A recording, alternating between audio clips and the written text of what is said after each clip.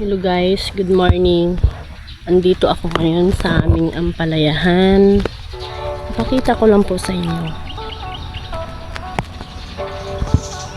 ang mga bunga ng aking ampalaya. Ito guys ay pang-apat na namin napitas to bukas, kaya wait lang guys, bunga. Nakahiga siya sa taas ng balag. Okay. Pang-apat na namin napitas to bukas. Pag ano na namin guys, dumiretso na sila kasi sa taas, kaya malabo na sa taas. Pero ang dami pa rin yung bunga sa baba guys. Ang dami niyang bunga. Ano lang ito guys, ito may okra sa may isang tudling, tapos yun sa isang tudling may ampalaya siya. Ayan guys, ang lalaki ng mga bunga niya. Ayan po, tsaka marami tabi-tabi.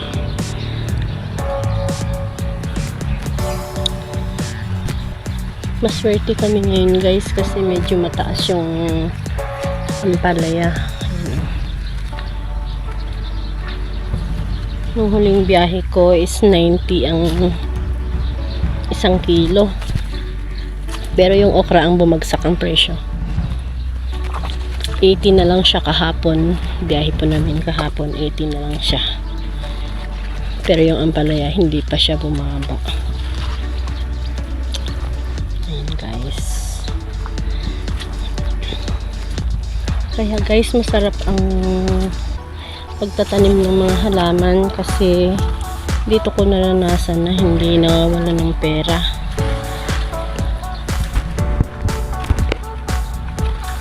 Yan guys, ang lalaki ng mga bunga niya. Kinis. Ito guys, ang dami niyang bunga.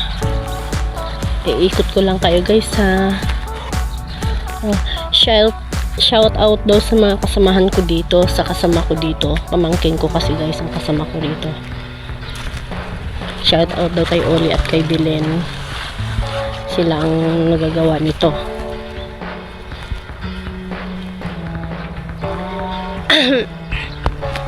Yan, kasama ko sa kanila to. Okay, doon naman tayo sa iba.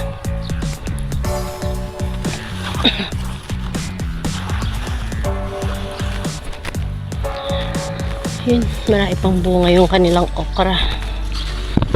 Sayang lang at bumaba ang okra.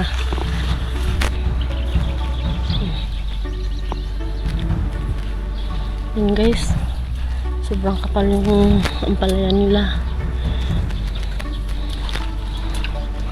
Pangatlong pitas namin guys.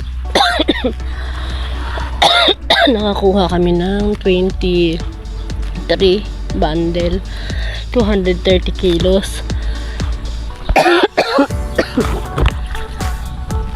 Pasensya na guys, medyo nagkatrangkaso kasi ako, kaya may ubo pa ako hanggang ngayon. 23 bundle pala pangatlo naming pitas dito guys. Ano lang to guys, 2 lata.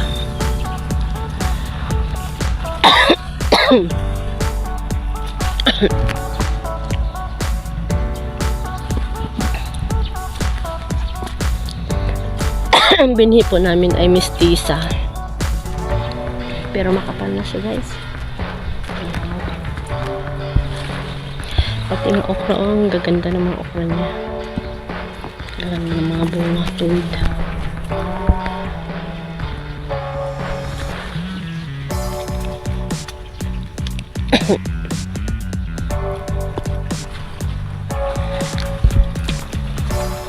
Nagpataba sila ngayon dito, kaya nandito din ako.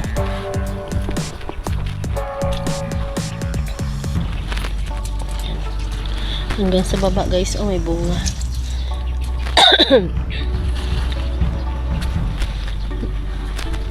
Ito bukas, kung ganito lahat ang bunga niya, baka maka 30 bundle kami, 300 kilos kami. Pang-apat na pitas namin bukas to. Ayan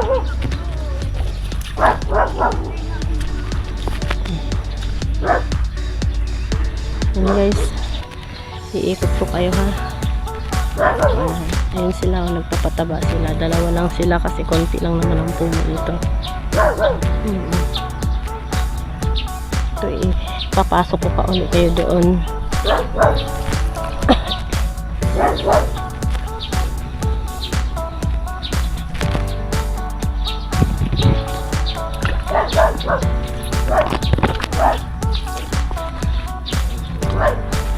Yan, marami pa rin bunga talaga siya. Bukas guys, pag namitas kami, ibibideo ko din yun. Kung makakailang bundle kami sa pang-apat naming harvest.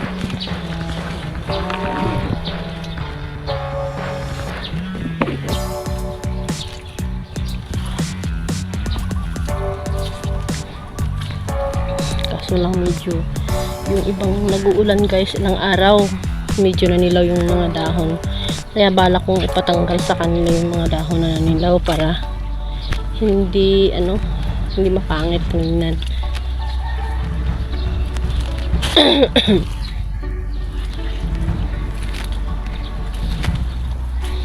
Basta tabi yung mga bunga, nakakatuwa ang ampalaya ngayon. Tulad dito sobrang lalaki. Ayan.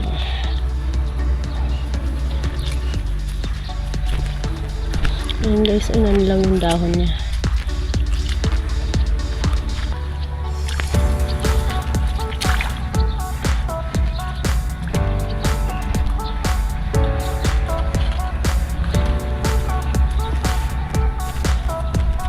Meron siyang bunga dyan.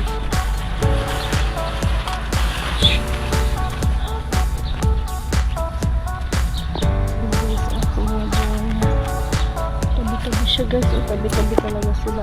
Dala-dala yan. Yan. Tapos ito yung super jumbo. Yan, hello guys, ang laki ng bunga niya. Ayan, tabi-tabi sila dalawa. At saka ito. Tsaka sa taas. Ayan, yung sila mga maliit. Marami. Ayan o. Ayan guys, tabi-tabi sila nakakatuwa naman ng mga bunga guys. Tatlong tabi-tabi. Ayan guys,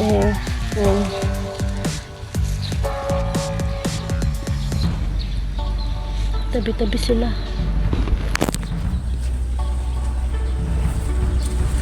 Sa ibang tudling naman tayo papasok. Kaya yata itong palaya ng pamangkin ko. Ito ang palaya namin, tabi kasi ng simbahan. Ayan po, church nila dito sa Ricarte.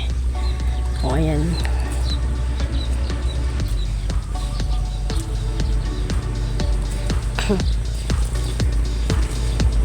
Madami mo dito guys. Tapos dahil pa nakalawit.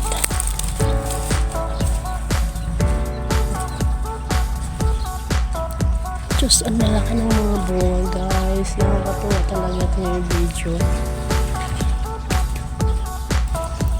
Nakakatuwa siyang i-video kasi ang daan niyang bunga.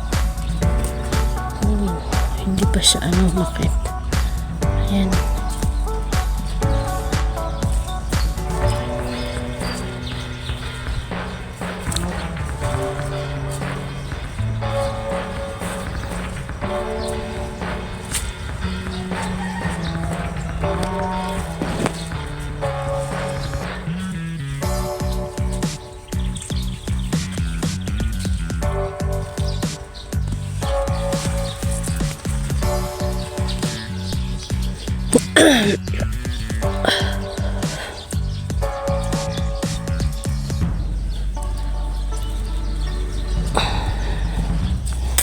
Guys, yung okra din namin ang daing bulaklak.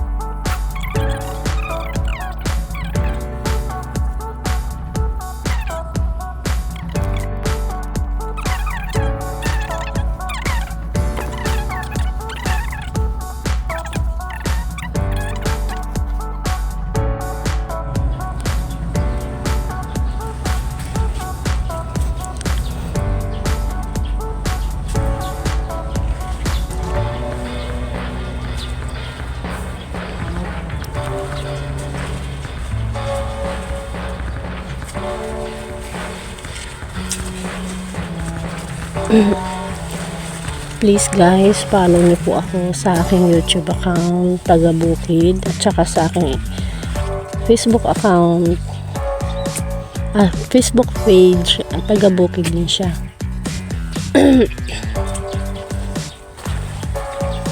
At sa aking mga reels. At subscribe na din po kayo.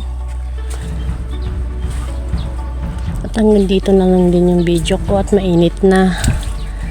Maraming salamat po sa mga nanonood sa aking mga video sa YouTube. Unang upload ko yon. Ito, pangatlong sigurong upload ko to. Panoorin nyo pa po uli. Thank you. Bye.